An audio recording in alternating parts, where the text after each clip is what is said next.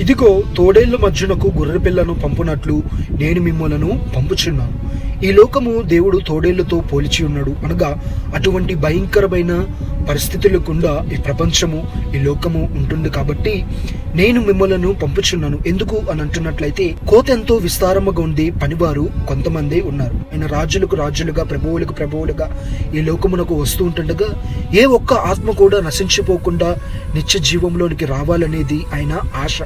అయితే ఇటువంటి గొప్ప దేవుని గురించి సత్య సువార్త పరిశుద్ధ గ్రంథమును నాకు వాక్యము అనేక మందికి ప్రకటించబడాలి. దానికోసము దేవుడు నన్ను మనలందరినీ ఏర్పరచుకుని ఉన్నాడు. అయితే ఆ వాక్యమును అందించే ఒక ప్రకారములో ఏ విషయం నిమిత్తమై భయపడాల్సిన అవసరం లేదు, దిగులు చెందాల్సిన అవసరము లేదు. ఎందుకు అంటున్నట్లయితే, కాపాడే ఒక తండ్రి ఉన్నాడు. ప్రాముఖ్యముగా రేపేమి జరుగుతుందో ముందుగానే చెప్పి మనలను పంపిస్తున్న దేవుడు మనతో నిత్యము ఉంటున్నాడు. కాబట్టి ఏ విషయం నిమిత్తమై భయపడాల్సిన అవసరం లేదు.